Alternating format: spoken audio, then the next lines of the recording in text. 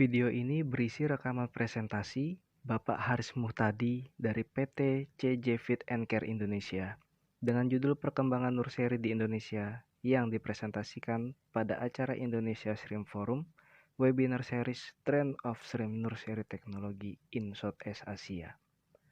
Acara tersebut diadakan pada tanggal 10 Juni 2021 dan diselenggarakan oleh Forum Udang Indonesia bekerja sama dengan Growbase, CJ Indonesia, dan USSEC. Selamat menyaksikan. Oke, Pak Haris, saya sudah jadikan co-host. Silakan, waktu dan tempat saya persilakan. Terima kasih Bapak Ibu sekalian, para deklarator FUI dan juga seluruh stakeholder perudangan Indonesia. Saya sebut stakeholder karena kelihatannya bukan hanya farmer atau budidaya, juga pabrik bahkan juga ada. Terima kasih atas kesempatan untuk bagi saya untuk mempresentasikan. Ntar saya share dulu ya, Bos. Share.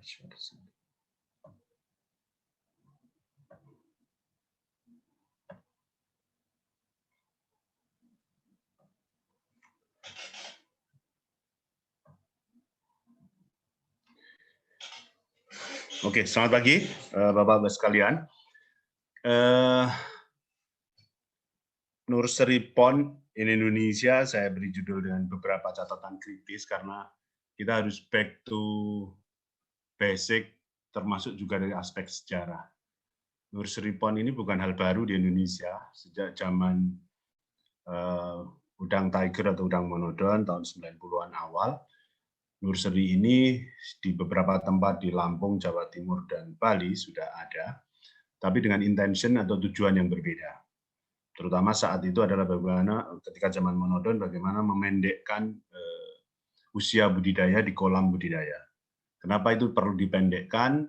Pada zaman itu belum musim HDPE sebagai pond lining, sehingga tanah yang menua karena ada air dan kemudian ada bahan organik, itu merupakan tantangan yang serius, sehingga perlu dipendekkan usianya.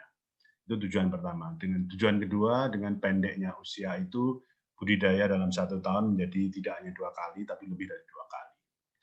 Tapi nursery ini menjadi mengemuka dan juga menjadi sangat populer, trending topik kalau istilahnya sekarang atau viral, karena diasumsikan dan secara hipotetik dianggap bisa memecahkan masalah-masalah penyakit, terutama penyakit AHPND yang dikenal juga namanya early mortality syndrome. Artinya apa? Penyakit yang kematiannya awal ini, kalau kita bisa containing, kita bisa treatment awal di kolam nursery, maka sekali lagi diasumsikan secara hipotetik bahwa udang yang keluar dari kolam nursery ke kolam grow out atau ke kolam budidaya itu sudah lolos pada masa-masa kritis ketika AMS menyerang, yang kita tahu secara saintifik bahkan dia mulai umur 10 hari, 15 hari, 20 hari juga sudah lazim terserang oleh AHPND atau AMS ini. Itu adalah asumsi awal kenapa ketika rame-rame AHPND kita menengok ke arah nursery sebagai salah satu upaya preventing. Beberapa fakta yang akan saya sampaikan ini tentu saja bukan saya yang menjalankan, tapi ini adalah laporan dari tim teknis CJ dari Medan sampai ke Maluku, Lampung, Jawa Tengah, Jawa Barat, dan sebagainya.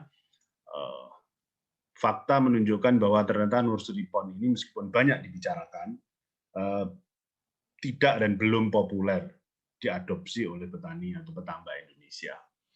Tidak populer ini tentu saja beberapa alasan, bahwa ada sikap skeptis 1-2 petambak yang mencoba nursery ini juga tetap terkena AHPND.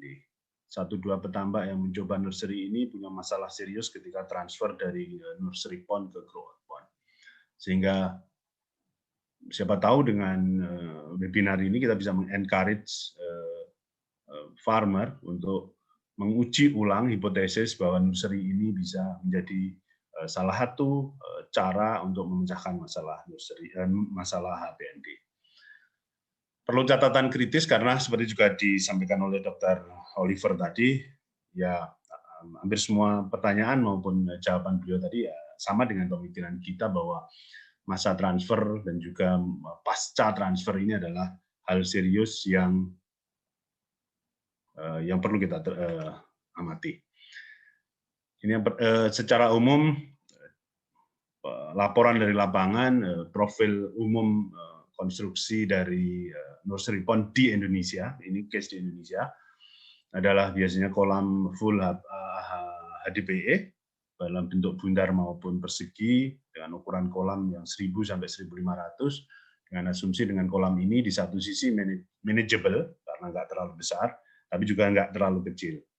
Dulu tahun 90-an ada beberapa petambak yang pematangnya itu diberi kolam-kolam nursery dalam bentuk kotak begitu, sehingga lebih mudah dalam hal transfer. Tapi toh itu juga mangkrak dan tidak diteruskan oleh berbagai kesulitan, oleh berbagai alasan kesulitan yang timbul. Sekarang kita memulai lagi 1 tahun terakhir ini di Indonesia menggunakan kolam nursery karena saat ini HDPI adalah common practices di Indonesia, maka kolam nursery juga menggunakan bahan HDPE dengan ukuran 1000 sampai 1500, pada tebar 1500, optimal biasanya 2000 meter atau 1,5 sampai 2 ekor per liter air. Kemudian menggunakan aerasi normal, baik ada yang menggunakan kincir biasa atau blower dan tinggi air 120 sampai 150 cm.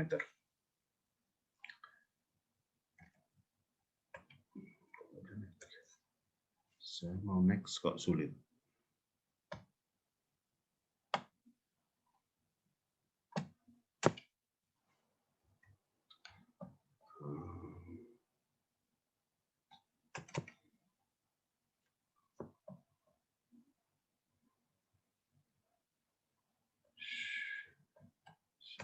Kok sulit? Apakah ada? Halo, selamat Pak Mudi, dengar suara saya? Ya, dengar Pak. Saya mau next kok sulit sekali. Coba di enter. Ada masalah dengan komputer saya? Atau di end dulu Pak, restart share screen. Stop share dulu, stop share atau share lagi. Stop share dulu ya. Oke. Sinyal biasanya sinyal. Biasanya koneksinya jadi lambat. Ya, ketika saya stop share bisa, Pak. Oke. Sebentar.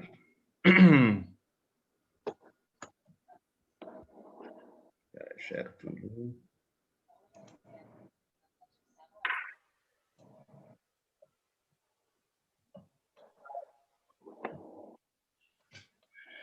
Apakah ini bisa, Pak? Oke. Ya.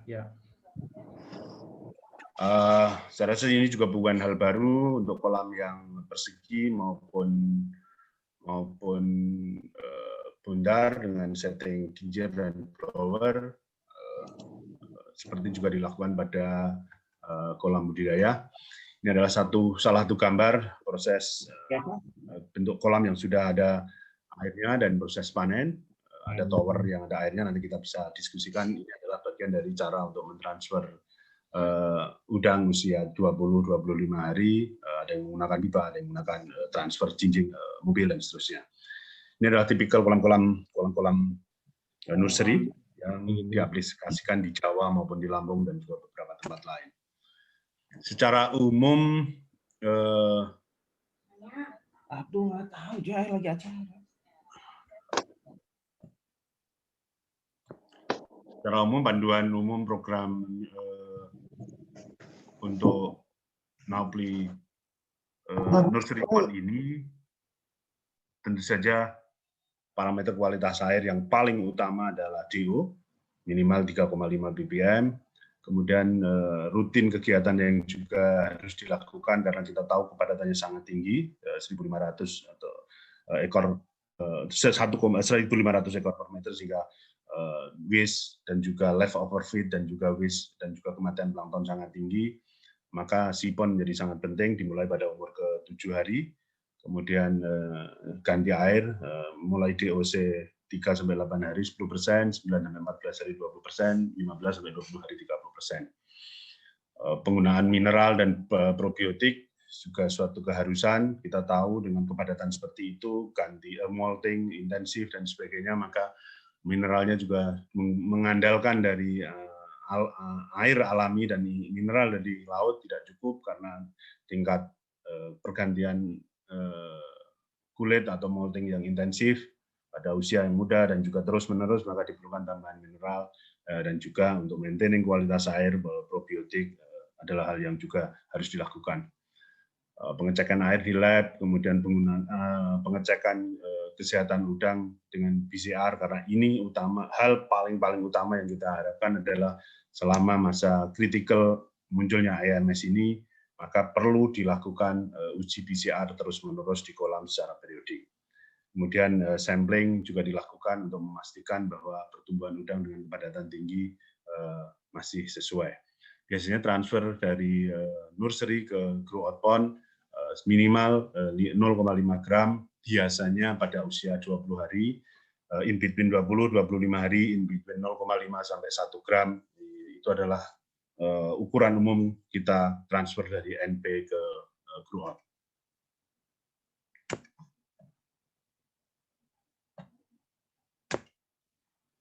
Wow, macet lagi, stop share lagi, sorry.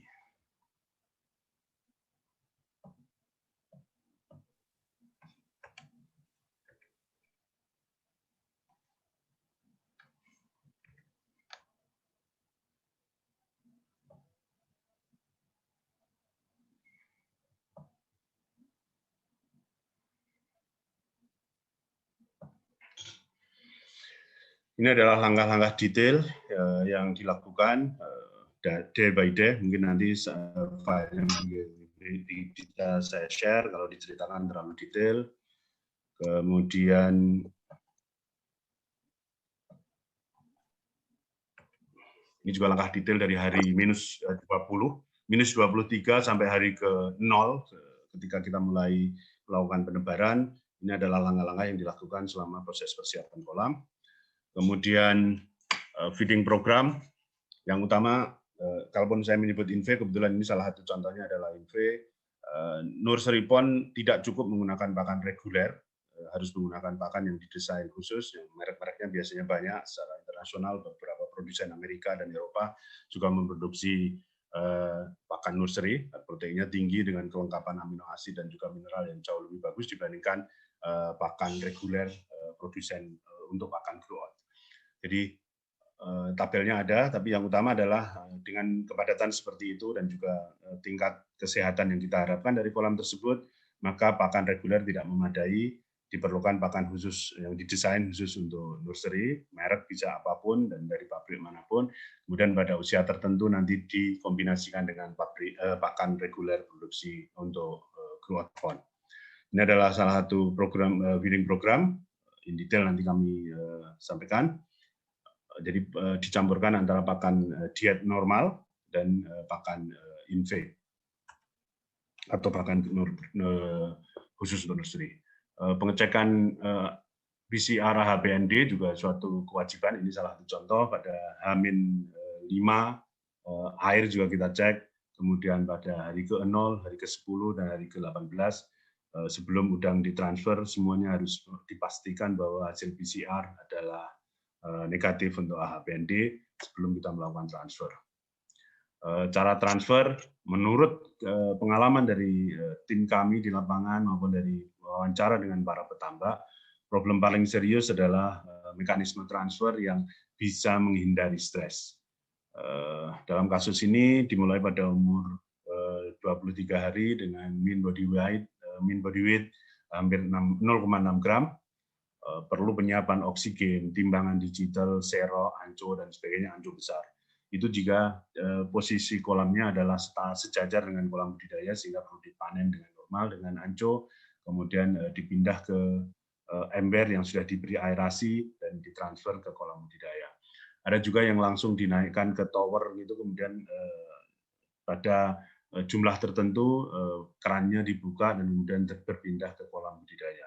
Tentu saja ini hanya cocok kalau posisi nursery pond dekat dengan kolam budidaya. Kalau posisi nursery pond agak jauh dari kolam budidaya, terpaksa dilakukan transfer secara manual dengan menggunakan tong yang diaerasi, diberi tambahan oksigen dan juga diangkut dengan truk maupun atau dibawa oleh tim tambak secara langsung ke kolam budidaya. Selama proses transfer ini, selain terus-menerus dilakukan aerasi untuk memastikan bahwa udangnya fresh dan juga tidak stres, juga aspek biosecurity harus sangat-sangat diperhatikan. Ini ada videonya. Terus yang terakhir adalah postscriptum atau catatan terakhir tentang kasus Indonesia. Asumsi awal bahwa NP sebagai pencegah APMD perlu dikaji ulang dan dilengkapi datanya, agar kita yakin sebelum melakukan investasi, membuktikan bahwa setelah menggunakan NP ini, insiden APMD bisa kita kurangi. Kemudian problem transfer dari NP ke grow out pond sampai saat ini belum sepenuhnya bisa dipecahkan. Sumber stres utama pada grow out pond pada proses transfer ini yang menyebabkan survival rate di grow out pond juga turun, karena bagaimanapun kondisi kualitas air awal yaitu NP dan kualitas air tujuan yaitu GB atau grow out pond, seserius apapun kita mencoba tetap tidak sepenuhnya sama.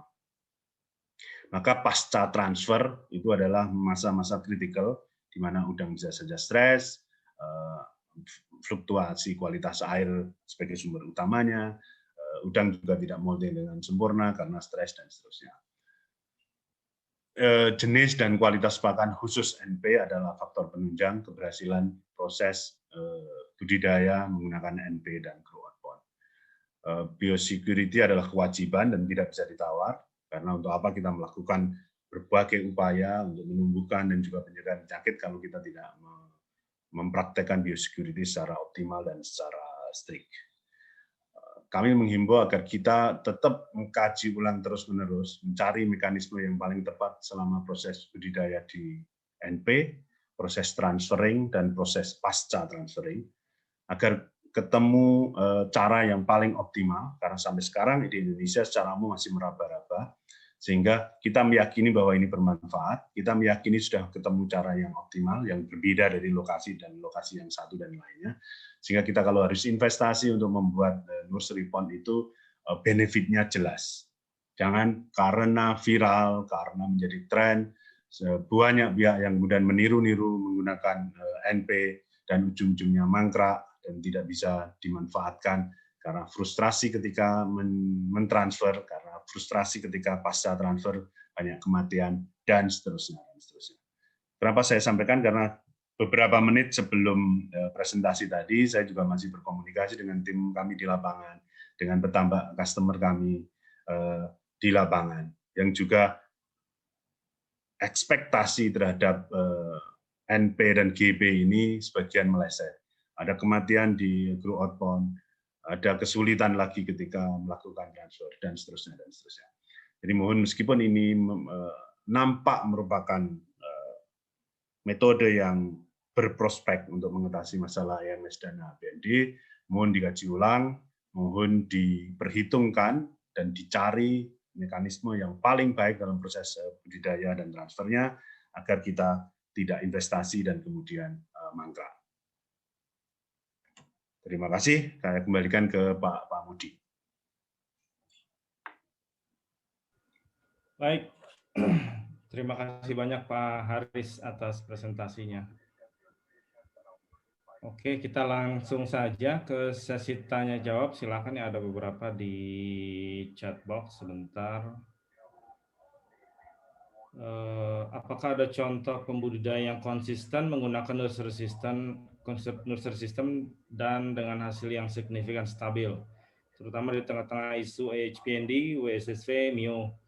Apa kendala-kendala mengapa perkembangan nursery system ini sangat lambat di Indonesia? Silakan Pak Haris. Contoh yang relatif konsisten, tanpa perlu menyebut nama, salah satu tambak di Lampung sudah menjalankan ini sekitar 3 siklus. Tim kami rutin memonitor dan ada penurunan insidensi dari AHPND. Penurunan insidensi yang biasanya agak serius EMS atau HPND-nya menurun secara drastis.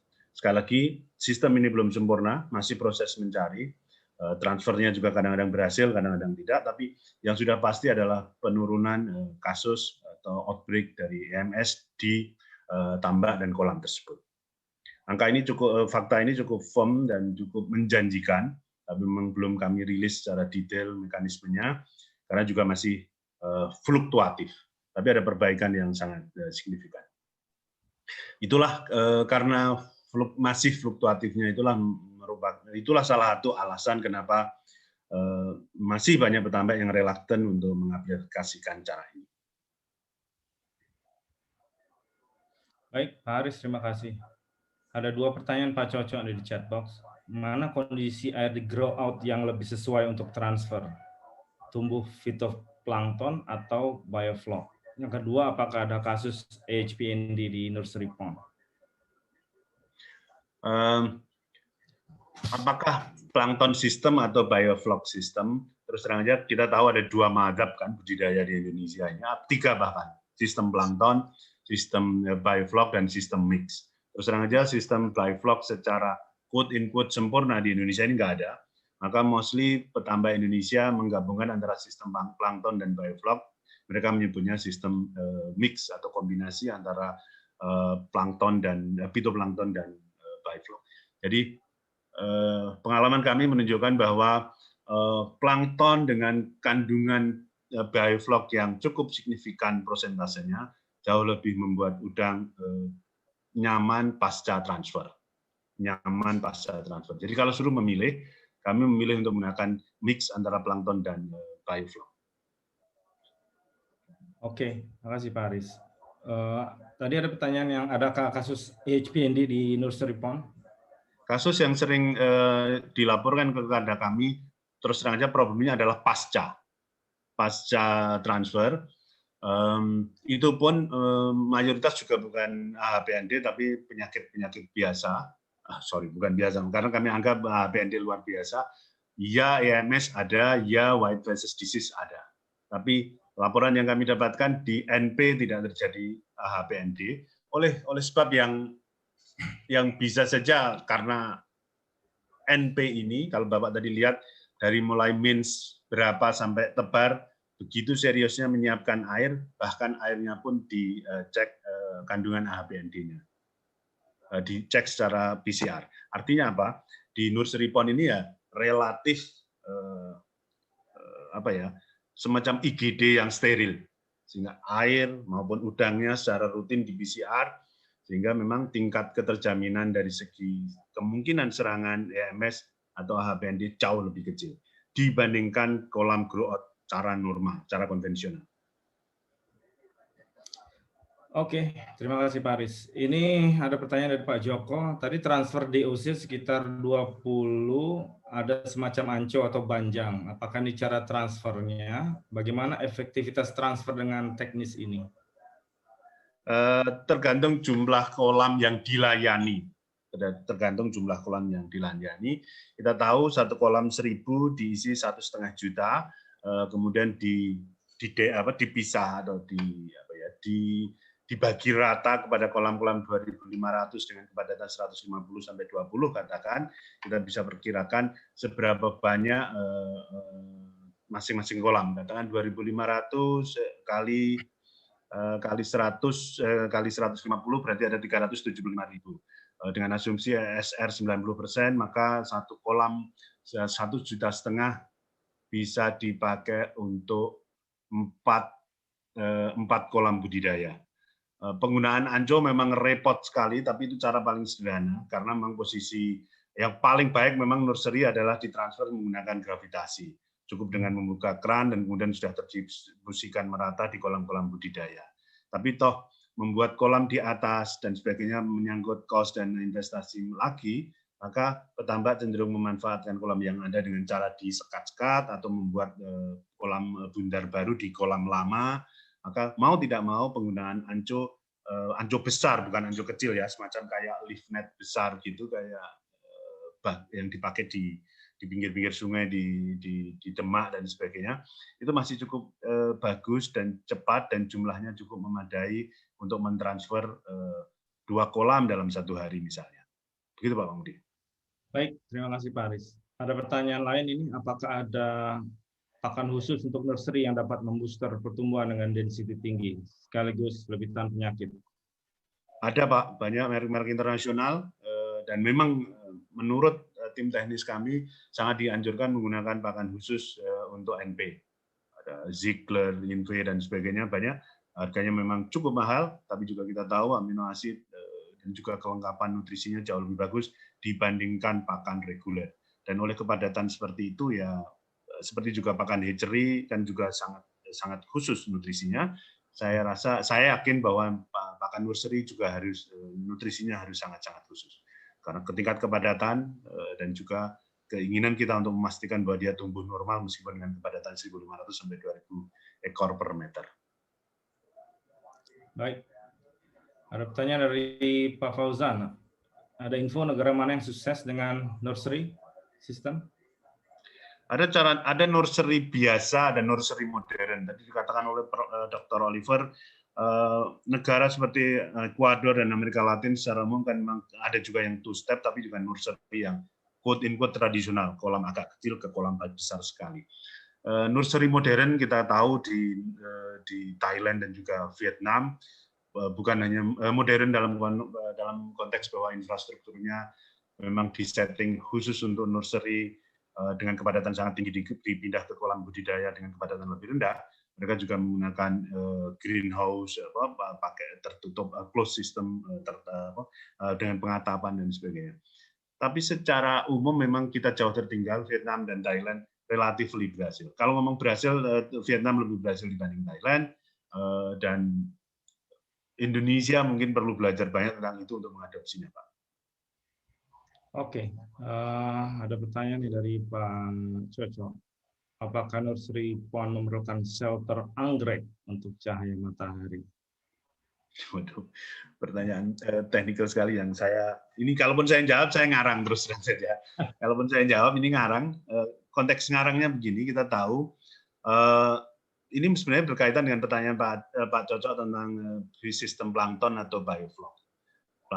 Fitoplankton ada kaitannya dengan intensitas cahaya matahari. Kalau kita menghendaki kolam nursery kita adalah tidak dominan planktonnya, maka penggunaan itu tadi net untuk mengurangi intensitas cahaya matahari memang sebuah keharusan.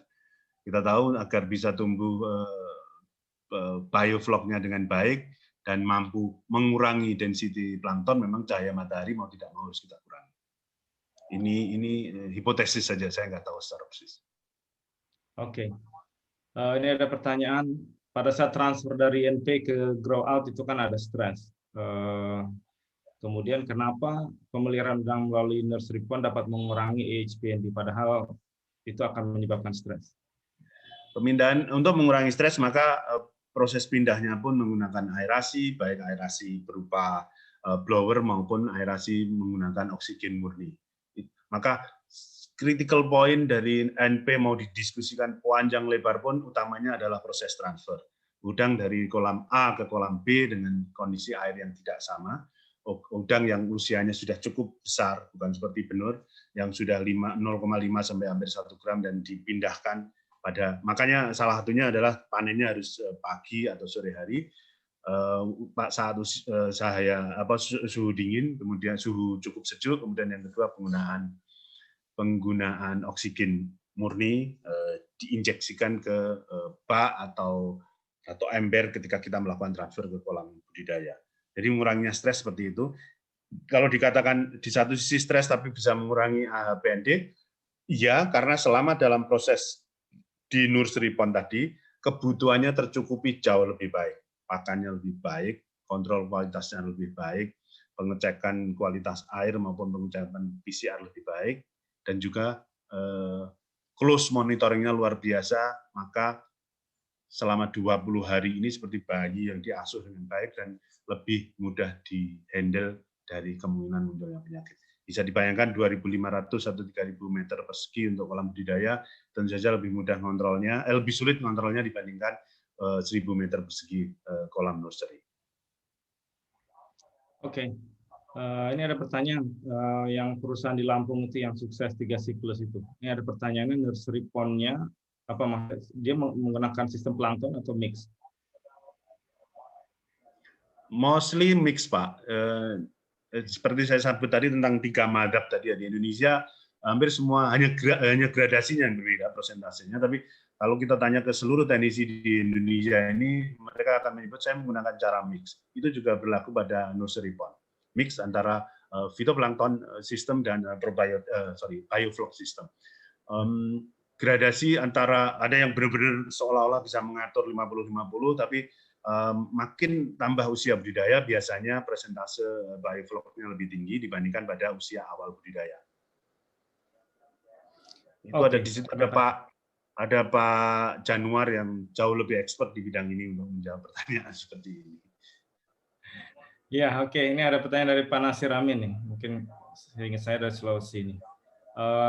Rata-rata di pendederan atau nursery pond ini belum mau makan pakan buatan, lebih cenderung mengkonsumsi pakan alami. Gimana komentarnya? Kalau saya yakin pertanyaan ini berangkat dari fakta bahwa pendederan yang dimaksud itu adalah pendederan zaman dulu atau penokolan di kolam-kolam budidaya tradisional seperti juga di Gresik, di Sidoarjo. Ya, mereka di penokolan atau pendederan itu dulu menggunakan pakan alami, penumbuhan plankton, pemupukan dan sebagainya. Pada masa itu yes, tapi dengan sistem nursery yang sekarang ini sama juga dengan di kolam budidaya intensif, oleh ketersediaan pakan alami yang sangat terbatas dibandingkan populasi organismenya, mau tidak mau udang tersebut pasti memakan pakan buatan. Sama juga di kolam tradisional, ya memang kalau awal-awal diberi pakan buatan nggak akan mau, satu karena populasinya rendah, sehingga untuk menemukan pakan buatan pabrik juga dia akan harus mencari serius di kolam. Maka penggunaan pakan alami menjadi efektif dan bagus pada kolam tradisional atau semi intensif. Karena nursery-nya sendiri super intensif, kalau kolam budidayanya intensif, no choice, udang nggak ada makanan lain, maka mereka pasti akan makan pakan buatan. Oke, baik. Ini ada pertanyaan dari Pak Petrus Rani, cuman saya agak bingung pertanyaannya. Kita lanjut ke pertanyaan dari Pak Nurul Iman deh. Jika tebar kepadatan 30 PL per liter atau 30.000 per meter kubik, apa saja yang harus diperhatikan? Apakah ada tambahan treatment? Mungkin 30 liter per 30 ekor per liter. Ya. Itu setara kalau 1000 meter berarti 30 juta ya Pak? Betul Pak? Ya. I have no idea. Saya nggak tahu. Menurut saya itu tinggi sekali dan tidak memungkinkan. Saya tidak bisa menjawab. Tadi Olivier menyampaikan 2 atau 3 atau maksimum 10 ya. Makanya nih 2 atau 3 berarti kan 2 juta Pak. Kalau 30 tadi berarti 30 juta Pak. Gila. Makanya tinggi sekali. Ya, tapi saya tidak bisa menjawab. Tapi memang secara umum kalau seandainya kita punya kepadatan tinggi, anggaplah 10, apakah perlu enrichment khusus atau cukup dengan pakan nursery saja? Enrichment di kolam tidak memungkinkan Pak. Karena ya kita tahulah paradigma pakan buatan ini kan diasumsikan bahwa pakan alami tidak cukup. Ketika budidaya yang hanya 150 ekor per meter di kolam budidaya normal, itu saja sudah tidak memungkinkan untuk menyediakan pakan alami, apalagi kalau 1.000, 1.500, bahkan 30.000 per meter square. Anggap aja kubik sama square sama karena 1 meter tinggi sama dengan berarti kan kubik sama square sama. Jadi enrichment melalui natural food tidak memungkinkan ketika budidaya sudah cenderung intensif, apalagi super intensif. Sekali lagi, NP adalah budidaya super intensif in term of kepadatan. Ya, oke. Terima kasih. Ada pertanyaan dari Pak Cucu lagi. Apakah sesekali perlu diberikan potongan ikan ruca? Saya tidak bisa membayangkan betapa complicated-nya efeknya terhadap kualitas air dalam kepadatan seperti itu dan juga dengan usia yang sependek itu. Saya khawatir terjadi blooming plankton atau juga blooming no nitrit dan juga amonia jika kita menggunakan pakan buatan, pakan trash fish untuk kolam NP. Sorry, ini juga hipotesis saja, saya nggak punya pengalaman tentang penggunaan trash fish untuk NP. Oke, pertanyaan terakhir dari Pak Fauzan. Kalau sudah kepadatan 30 ekor per liter, mungkin sistem yang dipakai harus mendekati sistem di hatchery. Tanggapannya? Mungkin sama dengan hatchery, tapi jangan lupa bahwa hatchery MBW atau mean body weight untuk udangnya masih sangat rendah, masih kecil 0,00 gram, sementara kita tahu udangnya ini sudah nanti akan dipanen ketika 0,5 bahkan hampir 1 gram. Pernyataan sederhana saya sih almost impossible, Pak. Ya. Baik, itu pertanyaan terakhir. Apakah kita perlu tanggapan dari peserta, Pak Budi? Silakan. Saya lihat banyak. Pak Budi, waktunya kan cukup banyak, Pak. Sebenarnya tujuan kita kan sebenarnya juga mendapatkan masukan mungkin dari para peserta yang sudah punya pengalaman tentang nursery atau ada informasi tentang nursery. Tolong mungkin bisa disampaikan di sini, begitu Pak Budi. Baik, saya undang Pak Yanuar. Masih di sanakah? Ya masih. Tolong di. Ya, tadi usul memang Pak Yanuar harus suruh ngomong ini. Harusnya beliau yang. Pak Yanuar, silakan unmute dan berikan tanggapan atau komentar, saran. Silakan Pak Yanuar. Bro Yanuar. Iya, sebentar ini mohon. Oke, terima kasih ya. Mungkin saya sharing pengalaman yang pernah terjadi di Banyuwangi dengan Pak Yanuar, mohon maaf Pak Yanuar. Yang di belakang sampean suruh diem, jangan boleh ngomong. Nggak ada orang. Sorry, nggak ada orang. Kepancing. Nggak, jadi beberapa tahun yang lalu, lebih dari 10 tahun yang lalu sih sebenarnya di Banyuwangi sudah ada beberapa farmer yang menerapkan sistem nursery pond dengan alasan seperti tadi yang sudah dijelaskan lengkap oleh Pak Haris sebenarnya. Karena memang ya terobosan untuk menyiasati munculnya penyakit pada waktu itu. Jadi memperpendek masa budidaya walaupun sudah menggunakan kolam semen ya yang ada pada waktu itu. Dan yang saya rekam, saya catat kejadiannya memang sebenarnya tingkat keberhasilannya lumayan tinggi ya pada waktu itu untuk mengatasi permasalahan yang ada. Tetapi mereka ini butuh trial untuk menemukan formulasi yang pas. Misalkan kapan harus transfer di DOC berapa, di ABW berapa, itu ternyata butuh pengorbanan beberapa siklus gitu loh. Jadi untuk masuk ke siklus yang dikatakan normal transfer dengan minimal kematian pada saat transfer, itu membutuhkan beberapa kali siklus budidaya untuk trialnya itu. Nah, setelah itu diterapkan, tetapi 4-5 siklus setelah itu diterapkan dan cukup bagus, terus melakukan tebaran biasa. Pada waktu itu kebetulan dengan tebaran biasa, performanya tidak lebih jelek dari yang nursery gitu loh. Nah, sehingga mereka ini kembali cari yang lebih simpel. Kalau dengan cara biasa, dari SR, performa, penyakit, dan lain-lain sudah bisa settle lagi, kenapa harus kembali ke nursery yang cukup repot? Nah jadi kita sudah ada pengalaman, tapi tadi dari yang saya rekam memang butuh keterampilan khusus ya, yang di lapangan itu memang penting sekali karena pada waktu itu dengan perbedaan DOC ya kaitannya dengan ABW terhadap populasi tertentu itu betul-betul signifikan. Jadi kita nggak bisa sembarang selisih 3 hari saja itu SR-nya signifikan. Nah ini memang butuh, mungkin kalau tadi Pak Budi mengatakan mau ada SOP tentang nursery, wah luar biasa itu kalau memang itu ada, dan memang butuh trial, artinya butuh berjatuh-jatuh, berdarah-darah dulu istilahnya pada waktu itu seperti itu. Nah jadi itu gambarannya, tapi saya yakin dengan kemajuan teknologi yang ada sekarang ini, dengan kemampuan dari para profesional kita yang muda-muda, saya pikir jauh lebih bagus daripada teman-teman teknisi generasi old seperti saya ini. Saya yakin ke depan teknologi nursery, ya why not, kalau itu bisa lebih baik. Saya kira itu ya opini dari saya, Pak Muti, Pak Haris, Pak Muti. Terima kasih. Terima kasih Pak Yanuar. Silakan kalau ada teman-teman lain ada yang mau berikan tanggapan atau mungkin tanggapan dari Pak Haris berdasarkan statement Pak Yanuar tadi, silakan. Ya, yang disampaikan Pak Januar tadi kebetulan saya tahu namanya Pak Jen, siapa sih? Pak Sinlok, tampaknya Pak Sinlok. Ya, ada Pak Sinlok. Ya, berdarah-darah investasinya dengan konstruksi semen dan sebagainya menghabiskan uang. Itulah sejak awal saya selalu mengatakan bahwa kenapa petambak Indonesia masih reluctant untuk mempraktekkan ini, Pak. Belum ada yang bisa mendemonstrasikan secara sangat jelas bahwa pra dan pasca penggunaan NP ini punya hasil yang signifikan bedanya. Hasil dalam konteks produktivitas maupun pencegahan terhadap bukan hanya AHPND tapi juga penyakit yang lain.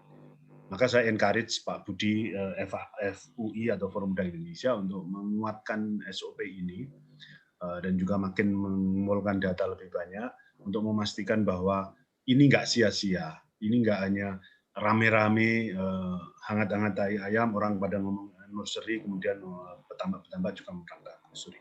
Karena kita memang punya sejarah panjang yang hampir 20 tahun penggunaan nursery ini, dan Bapak mungkin bisa melihat di tambaknya Pak Wira Bali, di tambaknya Nusa, Prima Nusa di Lampung, dan sebagainya. Itu tahun 20 tahun lalu mereka sudah menggunakan nursery.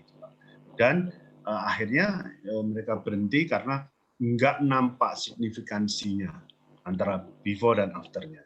Tapi ketika ada AHPND, mau tidak mau kita kan ini menjadi opsi dan pilihan yang sangat bagus untuk pencegahan AHPND. Kalau dalam konteks productivity, memang petambak memang anggap aja melupakan nursery pot. Tapi karena AHPND ini complicated dan juga rumit sekali cara memecahkannya, maka inilah yang kita sodorkan. Itu Pak Budi, Pak Pamudi. Baik, terima kasih Pak Haris. Saya minta tanggapan dari Pak Cocok. Pak Cocok, apakah masih di sana? Silakan, unmute. Ya, terima kasih.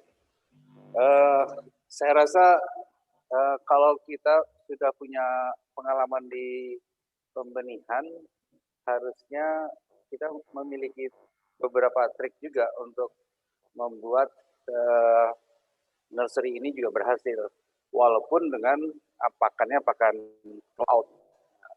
Menurut saya seperti itu, sehingga saya sih tetap tertarik untuk membuat ini berhasil.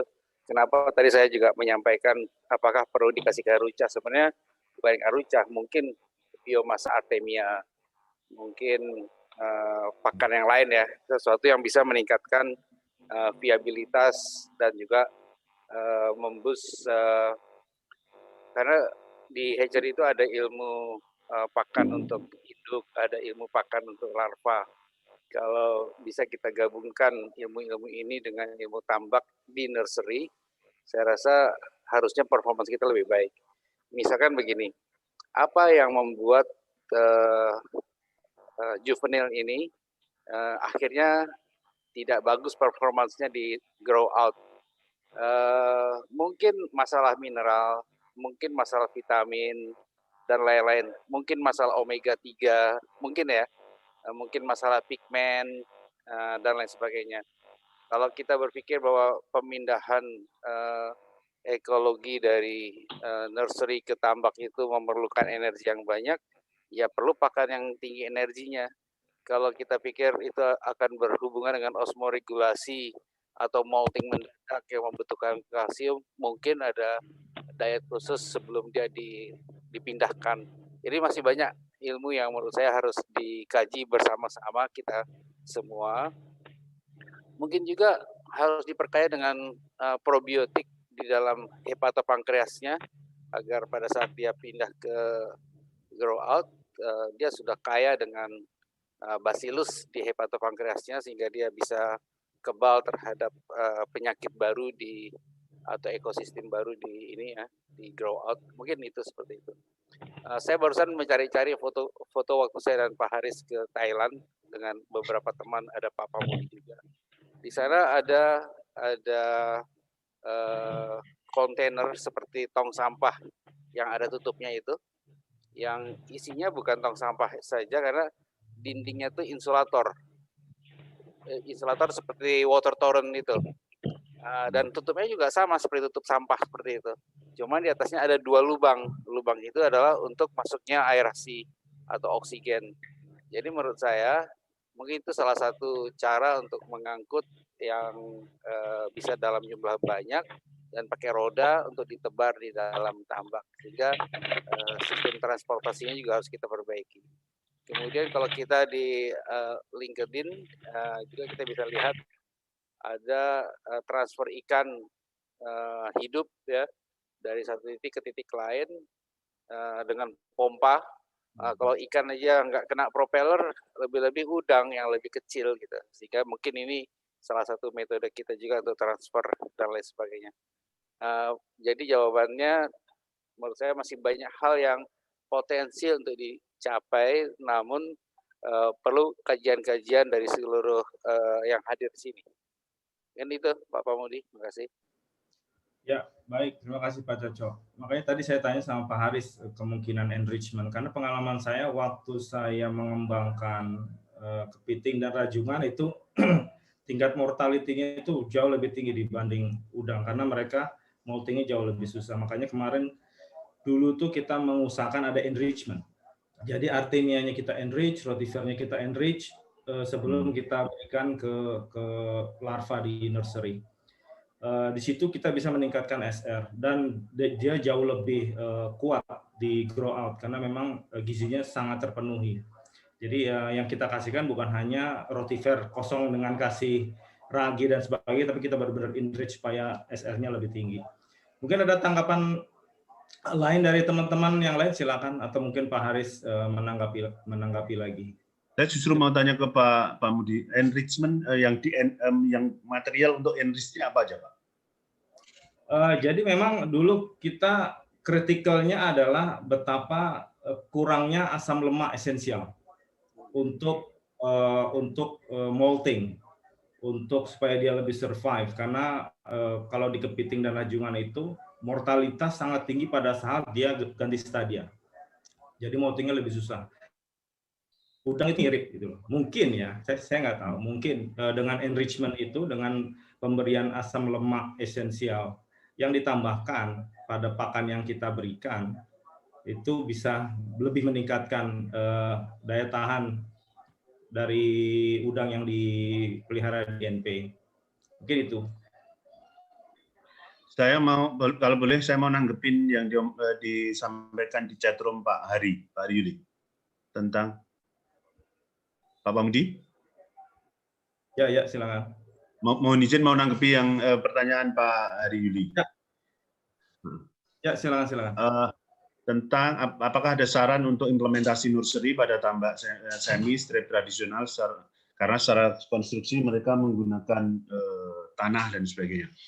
Kalau melihat sejarah masa lalu di Gresik dan Sidoarjo, sekali lagi ada namanya penokolan, di mana benur saat itu benur tiger dari hatchery ditaruh di tambak agak memanjang, agak kecil begitu dengan kedalaman yang lebih pendek. Kemudian di situ sekitar seminggu sampai 10 hari proses penokolan. Masa itu dan juga masa sekarang pun masih berjalan.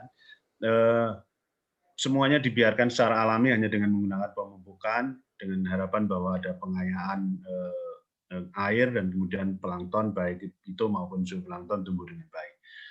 Ide saya barusan muncul ketika melihat pertanyaan ini, pada masa-masa itu penggunaan probiotik, kemudian fermentasi produk asam amino, produk baik dari karbohidrat maupun protein yang difermentasi dulu kemudian diberikan ke kolam budidaya intensif saat ini, mungkin bisa diadopsi teknologi itu.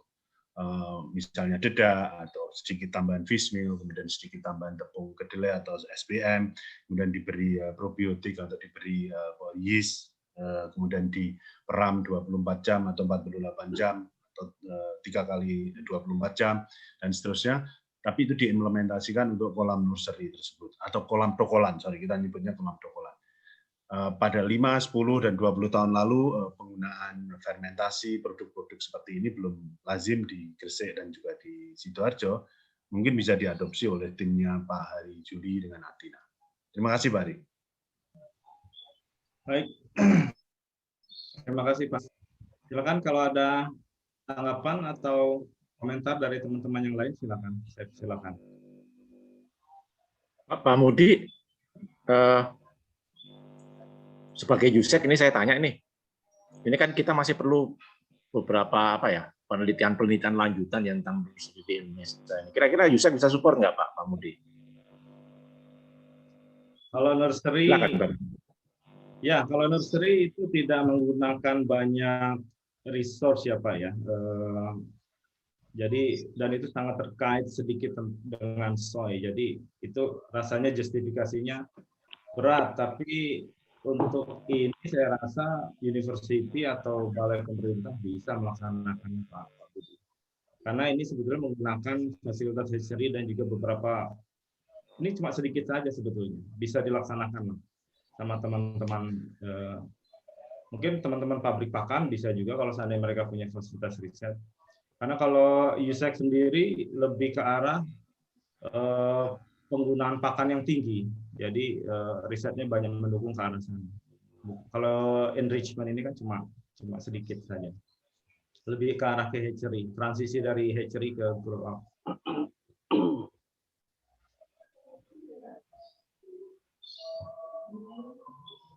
Silakan ada teman-teman lain mungkin yang mau memberitahu. Ya Pak Yanuar, silakan di unmute. Oke. Saya mungkin khusus tanya ke Pak Budi ini sebagai Ketua Forum Udang Indonesia. Mungkin saya melihat di sini bahwa hampir keseluruhan budidaya udang di Indonesia itu secara umum kajian tentang carrying capacity ya, itu yang belum menemukan formula yang pas ya. Kita tahu di negara-negara lain seperti Ekuador, karena waktu berkunjung ke Banyuwangi sempat cerita dia bermainnya cuma 20 ekor per meter ke bawah malahan. Wah itu kan kalau di Indonesia skala tradisional nih ya. Tetapi tingkat keberhasilan mereka itu di atas 94% ternyata keberhasilan budidaya. Jauh dibandingkan Indonesia. Sedangkan kalau teknologi Indonesia sebenarnya nggak kalah lah. Ya, jadi justru ini kalau Forum Udang juga bisa lebih intens juga melakukan kajian-kajian tentang carrying capacity itu sendiri. Karena kenapa satu hal saya soroti adalah bahwa di Indonesia ini kalau ngomong expert di bidang penyakit, mungkin kita sudah banyak melahirkan dokter-dokter di bidang penyakit banyak lah, seperti ada Bu Naim, Bu Heni, dan selanjutnya. Tetapi saya melihat di sini justru expert di bidang pengelolaan kualitas air. Karena hampir semua penyakit pendekatannya adalah kesehatan udang itu sendiri. Artinya kalau di Indonesia mungkin dari bidang kedokterannya, tapi di bidang kesehatan lingkungannya, kajian terhadap populasi, carrying capacity, dan lain-lain. Kita belum menemukan kajian yang pas ke sana. Padahal kita ngomong nursery dan lain-lain, kita nggak bisa ngomong individu udang itu seperti ini dari aspek kesehatan, nutrisi, dan lain. Tapi itu all of ekosistem ya, bagian dari ekosistem, itu kan lebih menentukan nanti kajiannya tentunya dengan balancing ekosistem yang pas ya. Menghasilkan kestabilan kualitas air sebelum dan sesudah nursery pond misalkan. Nah, itu kan lebih penting kan di sini aspek pada kenyamanan udang sendiri, bagaimana tidak menimbulkan efek stres terhadap individu-individu udangnya. Nah, jadi kajian kita adalah terhadap populasinya, karena saya masih menggunakan mindset lama ya dalam berbudidaya ini, karena saya juga beberapa kali tervonis bilahan saya positif HPND di air misalkan atau di udang saya. Tetapi dengan upaya kembali lagi bahwa apapun penyakit udang, mulai saya belajar nambak dulu, penanganannya cuma kestabilan, ya, kestabilan dan keseimbangan, balancing, keseimbangan dan kestabilan di kualitas air. Apa saja penyakit mulai dulu kalau di Vanami Taura, white spot ya, dengan kita tahu misalkan sumber vibrio-nya banyak, sumber vibrio di mana yang lebih tinggi? Oh di air laut, berarti kita kurangi dulu deh air lautnya. Nah, kajian-kajian semacam itu, balancing ekosistem, ya, seimbang dan stabil itu kunci di penanganan segala penyakit di Indonesia. Gitu. Jadi saya pun juga nggak yakin gimana ada teknologi yang bisa istilahnya memvonis bahwa udang kita akan outbreak penyakit 2 minggu lagi dan lain-lain. Tapi ya kalau di Indonesia kita masih trial selama itu, kalau itu divonis itu kiamat sudah usaha kita. Padahal enggak, kita dengan mencoba memperbaiki kualitas air dengan betul bahwa oh ternyata udang kita nyaman untuk tumbuh, untuk makan dan lain. Kita bisa running well sampai dengan harapan di usia panen kita. Nah, jadi mungkin ini PR juga bagi Forum Udang Indonesia untuk membuat kajian-kajian tentang carrying capacity yang paling pas. Karena di semua daerah, saya yakin di Indonesia ini bisa dikatakan relatif ya dengan teknologi yang ada. Kan saya melihat contoh di Banyuwangi. Di Banyuwangi itu budidaya udang sudah 30 tahun lebih ya. Ya produktivitas juga fluktuatif dan dinamis. Bahkan kita cenderung banyak masalah tapi ada solusi dan lain. Dibandingkan dengan lahan-lahan baru misalkan di Bengkuna, di Pasangkayu, itu kan kualitas airnya sungguh-sungguh luar biasa, kualitas snorkeling lah. Tetapi setelah berbudidaya ya, di tempat-tempat yang bagus tersebut 3-4 tahun kemudian muncul penyakit-penyakit yang sama dengan penyakit-penyakit yang sudah endemi di daerah-daerah budidaya seperti di Lampung, di Banyuwangi, di Jawa Barat seperti itu. Nah, ini kan berarti sebenarnya kita mencari lahan bersih kan sekedar ya semacam apa ya ekstensifikasi aja, berpindah, ladang berpindah aja. Tetapi teknologi yang kita terapkan adalah ya tentunya kalau penyakit dari Banyuwangi nanti dibawa ke Bengkulu yang bagus misalkan, penyakitnya yang bersama. Kenapa? Karena orang-orangnya sama pelaku budidayanya gitu loh. Berarti teknologinya masih sama. Nah, berarti kan kajian teknologi ini yang juga harus kita sorotin. Nah, jadi di sini kita harus ingat juga bahwa kita juga pede buat teman-teman kita sebenarnya di lapangan, para teknisi juga punya cara-cara atau teknik-teknik yang luar biasa yang patut kita apresiasi. Cuman masalahnya teman-teman teknisi itu untuk sharing pengalaman, sharing pengetahuan, apalagi dalam bentuk tulisan buku, sangat-sangat tidak pede.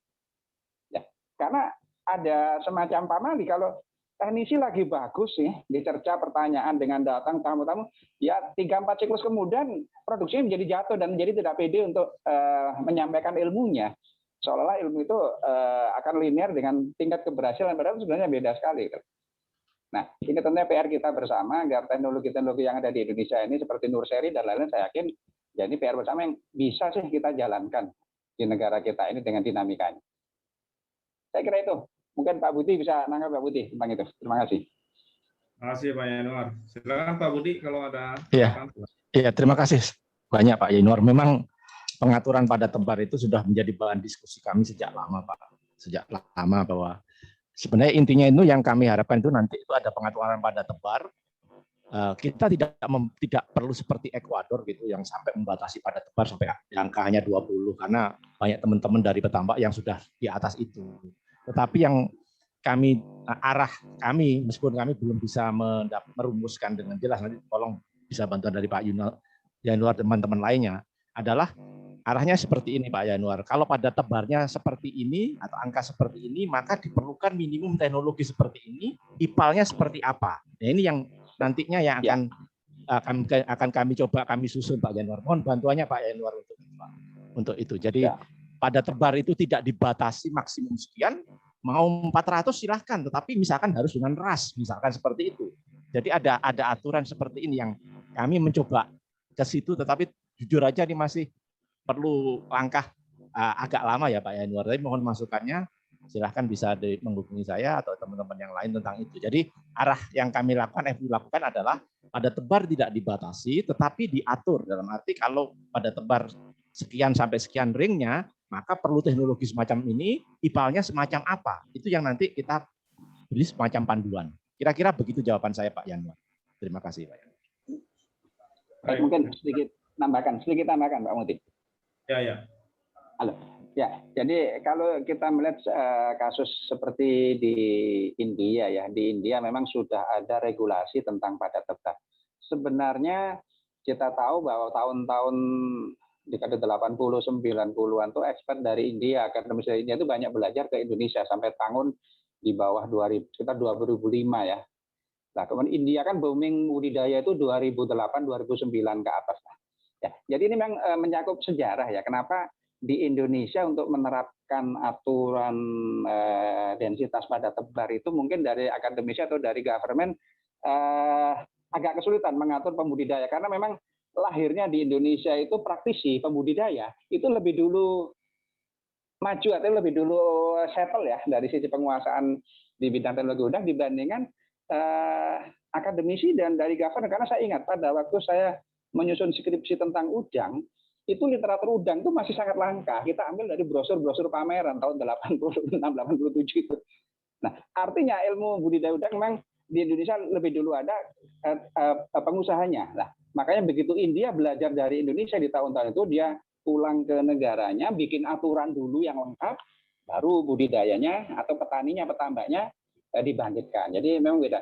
Lah, berarti di Indonesia kan tentunya membuat regulasi, membuat aturan, tentunya kita juga harus approach di level ini pelaku budidayanya gitu, untuk membuat kesadaran tentang carrying capacity itu sendiri. Karena memang tidak bisa kita pungkiri bahwa beberapa penyakit yang muncul, guncangan ekosistem dan lain-lain itu juga saya akui dari perilaku budidaya itu sendiri kok. Ya, dari perilaku budidaya itu sendiri. Misalkan seperti ini, mungkin hipotesanya kalau salah nanti Jawa Tengah, tapi juga ada pengamatan yang menarik seperti misalkan AHPND, Vibrio Para dan lain-lain itu zaman dulu itu ada di dalam ekosistem karena itu bagian dari ekosistem sebagai decomposer juga Vibrio Para Hemel itu. Tapi kenapa akhir-akhir ini kok menjadi jahat sih kan gitu. Nah, kembali pada konsep balancing ekosistem bahwa sesuatu yang sudah ada dalam ekosistem terus kemasukan organisme baru atau kemasukan warga baru. Tentu ada warga yang bisa menerima, ada warga yang berulah misalkan kalau saya dalam tanda petik warga-warga itu komponen dari ekosistem itu kan. Nah, sebagai contoh, pada tahun-tahun sebelum 2012, 2010, 2009 ya, pemakaian probiotik sebelum teknologi bioflok lah jalan dengan masif, pemakaian probiotik itu standar aja. Tetapi saya ingat saya mencoba membuat probiotik waktu memproduksi ya dari isolat lokal tahun 2008, kemudian ke sini kita menggunakan Thiobacillus, terus ada teman yang ngomong menggunakan Lactobacillus. Bagus sih konsepnya. Cuman Lactobacillus itu sendiri kan bakteri yang ada di dalam usus vertebrata. Aslinya, domain aslinya kan di sana. Nah, sekarang ini kalau kita lihat lumpur-lumpur kita di spot-spot budidaya, Lactobacillus itu sudah ada di perairan umum. Nah, ini kan perlu penelitian. Apakah tidak memungkinkan bahwa kemasukan spesies yang tadinya bukan origin di lingkungan masuk ke lingkungan dan bisa diterima, tapi diterima itu kan alam pasti membentuk keseimbangan. Salah satunya mungkin ada anak yang nakal atau kalau warga yang nakal ya menjadi dia lebih sensi, lebih ganas dan lain-lain. Nah, kemasukan organisme baru semacam itu di lingkungan kita. Kita akui sekarang di spot budidaya 2002 ke sini saya melihat lumpur kita pun kalau kita isolasi Lactobacillus sudah ada di sana. Padahal dulu dia bukan bagian dari komponen bakteri lingkungan. Nah, ini kan berarti perilaku budidaya kita. Nah, tidak menutup kemungkinan spesies-spesies baru probiotik yang berkembang dan lain-lain juga kita masukkan di ekosistem budidaya kita. Dan ke depan kalau konsep pengolahan air buangan tambak, saya nggak ngomong IPAL ya, itu nggak disempurnakan lagi. Ya kemungkinan hal-hal semacam ini akan berkembang terus di lokasi kita gitu. Nah, jadi tentunya makanya untuk membuat aturan tentang carrying capacity dan lain-lain tidak melulu dari akademisi, dari peneliti di government, tapi juga libatkan tim-tim swasta, teman-teman yang sudah banyak mengamati hal ini, karena ini memperkaya khasanah budidaya kita, khususnya di Indonesia. Saya pikir itu, Pak Muti, Pak Budi. Baik, terima kasih Pak Yanuar. Saya undang Pak Abidin Nur. Halo Pak, lihat ke sini Pak. Silakan Pak, kasih komentar Pak sedikit Pak. Silakan di-unmute. Baik Pak, menarik sekali Pak. Jadi singkat saja Pak. Karena nursery ini adalah kegiatan penyelamat Pak ya. Kita lihat laporan Ekuador 4 tahun yang lalu bisa survive dari nursery. Kami pernah menerapkan khususnya di udang lokal Pak ya, di Merugensis. Jadi menyambung apa yang disampaikan Pak Coco, bahwa sekarang itu tren biosecurity itu tidak hanya bersandar di eksternal Pak, di luar media, tapi bagaimana kita masuk ke sistem pencernaan itu sendiri. Itulah yang disebut dengan microbiome, dan ini yang bisa dicapai dengan stimulasi entah itu melalui pakan, melalui air, kombinasi antara probiotik dan prebiotik, lahirlah simbiotik. Dan ini akan mempengaruhi komposisi mikroba usus. Nah, mikroba usus yang bagus terbukti di hasil riset terbaru. Inilah sebenarnya defense yang paling kuat yang harus kita ciptakan sekarang. Jadi pendekatan bioflok sudah cukup bagus dan sekarang lagi tren dikombinasikan dengan sistem fermentasi, Pak. Dan terbukti bahwa dengan penerapan sistem ini banyak kelebihan. Density bisa ditingkatkan, kemudian air bisa dihemat karena memang tidak mengandalkan banyak pergantian air. Kami baru selesai satu trial, Pak, kombinasi flok dan fermentasi. Jadi 4 bulan pergantian air kami itu kalau saya hitung tidak ada 100%, Pak. Dengan hanya mengandalkan suplemen fermentasi dari karbohidrat tertentu. Ini cukup membantu dan sekaligus memperbaiki sistem mikrobial usus. Nah, ini kami akan lanjutkan di larva, Pak Pemudi. Jadi akan kami lihat bagaimana komposisi mikrobial di sistem digestive system antara penambahan mikrobiom dengan yang tidak. Dan kami meyakini betul bahwa ini adalah salah satu tools yang cukup bagus dalam menyelamatkan komunitas aquaculture kita dengan memperkaya mikrobia usus. Singkatnya begini, Pak, kami tertarik dari ilmunya Yakult. Kenapa Yakult sampai hari ini demand-nya cukup tinggi dan itu ternyata memang cukup bekerja. Nah, kurang lebih ide seperti ini akan bekerja juga di udang maupun di ikan. Saya kira itu Pak Pamudi, karena kami juga baru belajar khususnya di makrobiom ini dan cukup menarik. Dan sekali lagi terima kasih bisa mendapatkan informasi yang banyak dari narasumber. Terima kasih Pak Pamudi. Terima kasih banyak Pak Abidin. Semoga sehat-sehat selalu di Jepara. Baik teman-teman, ini sudah lewat jam 12 nih Pak Budi. Saya rasa kita harus lanjutkan ini di FGD Nursery berikutnya biar lebih detail kita menyusun SOP Nursery mungkin ya yang lebih firm, lebih pakem gitu sambil mengundang banyak expert yang saya kira lebih penting untuk kita undang secara spesifik. Mengenai kopi presentasi, saya barusan dapat informasi bahwa kita dapat izin, nanti kita akan share lewat email. Jadi mohon peserta bisa dapat mengisi daftar hadir dan juga evaluasi ya atau kuesioner yang sudah ada di chat di link itu silakan diisi. Nanti kita akan bagikan kopi dari presentasi Dr. Olivier Dekam ke email yang bersangkutan masing-masing semua. Baik, saya rasa gitu dulu ya Pak Budi. Saya rasa karena waktunya sudah lewat, teman-teman juga pada lewat pada zuhur ya, udah pada zuhur. Baik, saya rasa kita tutup saja acara hari ini. Saya ucapkan terima kasih buat para pembicara dan juga teman-teman yang sudah hadir secara online di acara webinar series dari Forum Udang Indonesia.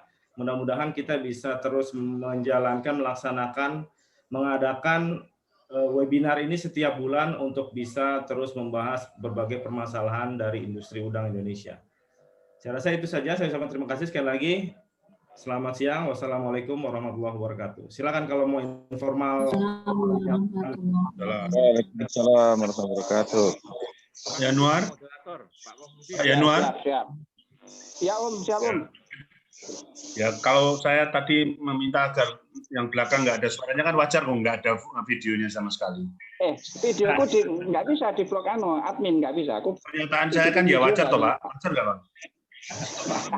Oh ini baru start video ini. Kapok nggak apa dan kapok. Pak Yanur udah pindah kapoknya ya, kita berharap ada webinar berikutnya tentang nursery ini karena ini baru seri pertama, akan ada seri kedua, ketiga. Kita sedang berusaha mengambil pembicara juga dari dari Thailand dan dari Vietnam. Ya, sedang menghubungi mereka. Nah, makasih. Pak Sekjen tolong hubungi yang dari Vietnam sama Thailand, Pak Sekjen. Ya, Pak Haris masih di Banyuwangi kah? Tadi pagi pulangnya. Sorry, kemarin acara di Situbondo dan